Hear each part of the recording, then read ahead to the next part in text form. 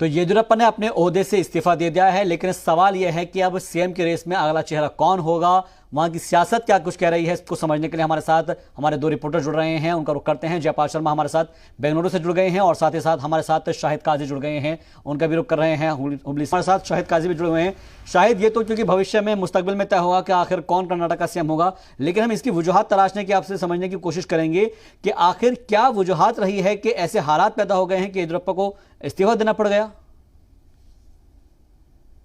देखिए, सबसे पहली वजह है वजीर आला बीएस येडियुरप्पा की उम्र, जो कि वो 79 साल के हैं, जो कि बीजेपी के किसी भी बड़े ओहदे पर, एडमिनिस्ट्रेटिव में किसी भी बड़े ओहदे में 75 साल से ज्यादा उम्र के लोग नहीं है। तमाम लोगों को हटा दिया गया। ऐसे में येडियुरप्पा को 4 साल जायद मिले। इसी बात को बार बार येडियुरप्पा ने दोहराया है। आज उन्होंने मीटिंग के दौरान भी कहा है कि मुझे ज्यादा मौका मिला है, इस वजह से उन्होंने बार बार हाईकमांड का शुक्रिया अदा किया है। दूसरी बात यह है कि लॉकडाउन के दौरान कोरोना के पूरे जो एपिसोड है, इसमें कहीं ना कहीं येडियुरप्पा का नाम काफी उछला है, क्योंकि कोरोना के दौर में येडियुरप्पा कंट्रोल करने में बहुत सारे मामलात में, चाहे वो ऑक्सीजन का मामला हो, कई मामलात में जो है कंट्रोल नहीं कर पाए थे। इस वजह से भी जो है येडियुरप्पा का नाम उछला था। और तीसरी बात यह है कि उजरा में, कैबिनेट के तमाम उजरा में 2-4 के अलावा तमाम लोग येडियुरप्पा के खिलाफ थे, क्योंकि लगातार येडियुरप्पा की जो फर्जंद है विजेंद्रा, उनका हर पोर्टफोलियो में, हर मिनिस्ट्री में उनका इन्फ्लुएंस था, इन्वॉल्वमेंट था। कई बार खुल के भी कहा गया है, खुद बीजेपी के लीडरान भी कहे हैं। बीजेपी के जो सीनियर लीडर हैं बसवनगौड़ा पाटिल यत्नाल, खुलकर येडियुरप्पा के खिलाफ कई बार उन्होंने स्टेटमेंट दिया है। इससे कहीं ना कहीं हाईकमान परेशान थी कि इस मामले को कैसे सुलझाया जाए।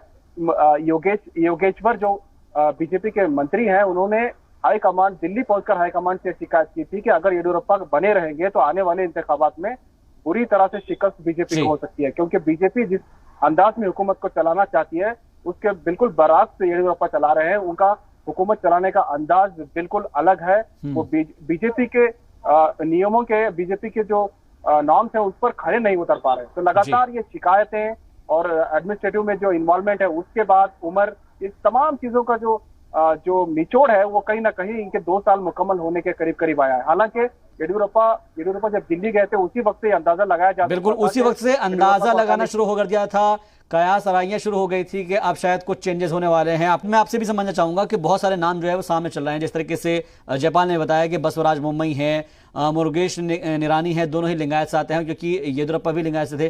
तो क्या ये माना जाए कि लिंगायत को भी तरजीह दी जा सकती है? हालांकि अश्वत्थ नारायण चल रहे हैं रेस के अंदर, आर अशोक भी है, सीटी रवि भी है, प्रहलाद जोशी है, इन तमाम नामों की चर्चा चल रही है।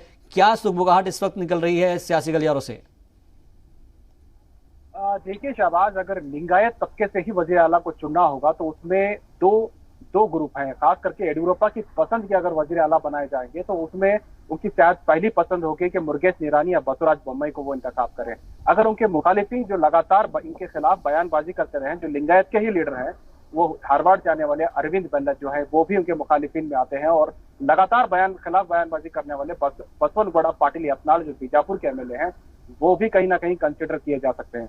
अगर लिंगायत तबके से हटकर बनाना चाहते हैं तो उसकी हो सकता हो कि हाईकमांड की पहली पसंद प्रहलाद जोशी होगी, क्योंकि प्रहलाद जोशी धारवाड़ के एमपी हैं और लगातार इस वक्त कैबिनेट के, मरकजी हुकूमत के वजीर भी हैं, और उनकी कहीं ना कहीं छवि काफी अच्छी मानी जाती है। किसी भी कंट्रोवर्सी में उनका आज तक नाम नहीं रहा है, तो हो सकता है कि उनकी वो पहली पसंद हो। लेकिन उनकी जो जात है, जो ब्राह्मण बिरादरी चाहते हैं, कहीं ना कहीं उनका जो तादाद है ब्राह्मण की यहाँ कर्नाटक में बिल्कुल कम है। अगर लिंगायत तबके से इतने इमोशनल ड्रामे के बाद, येडियुरप्पा को हटाने के बाद अगर किसी गैर लिंगायत को लाते हैं, तो कहीं ना कहीं इसका सीधा असर आने वाले इंतखाबात में बीजेपी को हो सकता है। इस वजह से बीजेपी के हाईकमान बहुत ही बारीकी से इस मामले को ले रही है।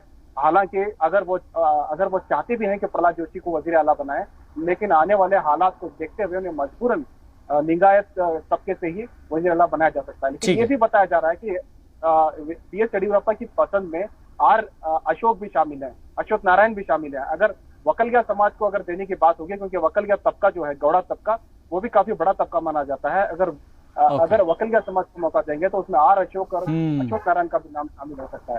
ठीक है, बहुत बहुत शुक्रिया शाहिद काजी आपका भी, और साथ ही जयपाल शर्मा आपका भी बहुत बहुत शुक्रिया। लेकिन कुल मिलाकर जो आला कमान है जब फैसला करेगा तो ये सामने आ जाएगा कि आखिर में कर्नाटक का अगला सीएम कौन होगा, और कई सारे नामों की चर्चा इस वक्त चल रही है। आप बने रहिए जी सलाम के साथ।